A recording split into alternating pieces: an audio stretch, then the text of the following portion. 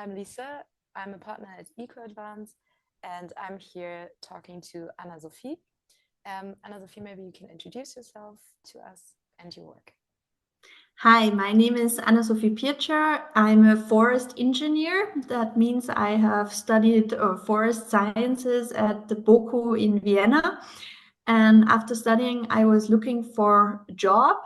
And somehow I was lucky to find one, actually a quite challenging one, to be a project manager of the largest live project, the Austrian state forest ever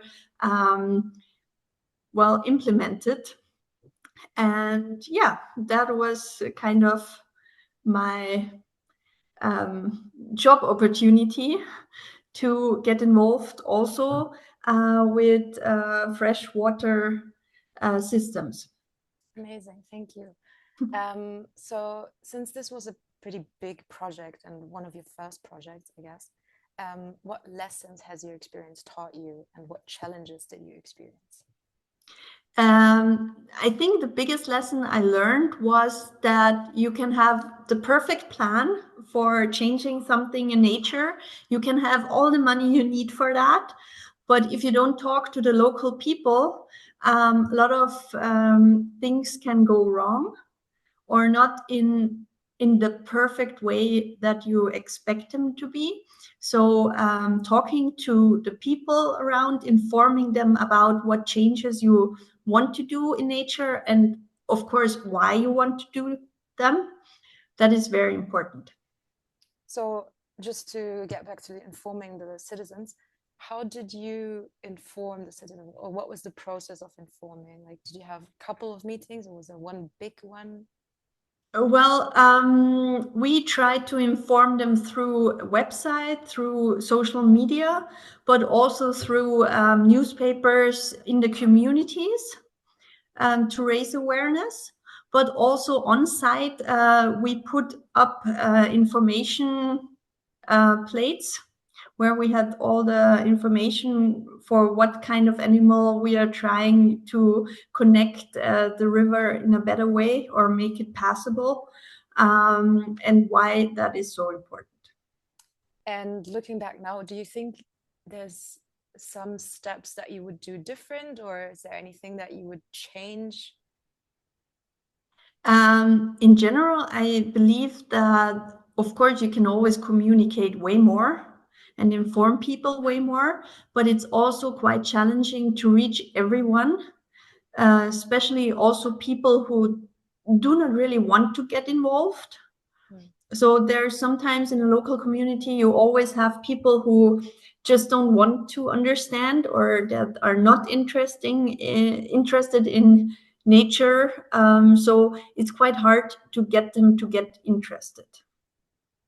So, if you can say something besides just the communication part or communication aspect, is there anything else that was very challenging in your project that you would say, like, Well, my project's approach was to remove barriers that were once installed by the torrent and avalanche control, kind of like a retention basin for gravel.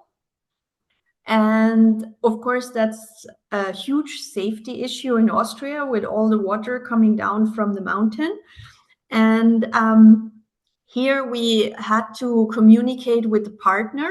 So we had to communicate with the avalanche control, of course,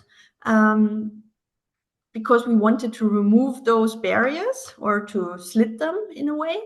And we also had to communicate with all the people living behind those barriers, because, of course, once they are gone, they could be frightened.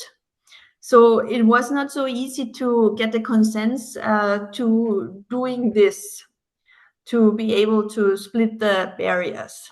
And it was quite funny because after we did it, it was quite successful. The stone crayfish could wander upstream, and also the bullhead could swim upstream. So it was really a success. But we had people who came there for leisurement, measures. So they were used to have 2-meter high barriers where the water was flowing down like a waterfall. And they were quite disappointed that the waterfall was gone because it was always so beautiful.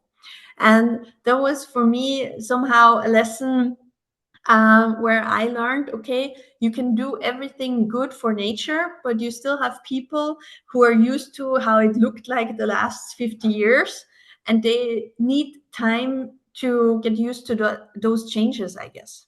Yeah, I mean, especially because it's the people who are always who are used to this place, and now it changed a lot, and then you maybe try to even communicate these changes and how this will improve the nature, but in the end what the people want to see is they go there for leisure and then like tourism, and then something is different, they won't like it.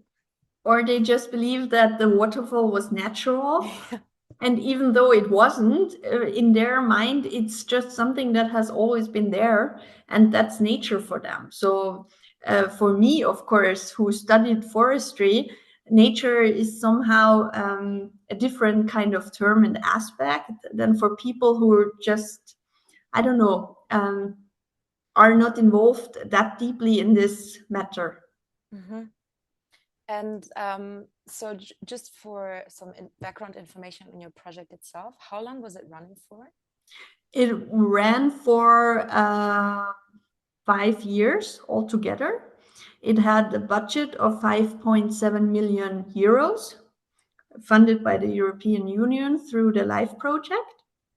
And altogether, I cannot tell you how much of the money actually really went into the connectivity of fresh water systems, because it was a project who also focused on natural woodlands and bogs.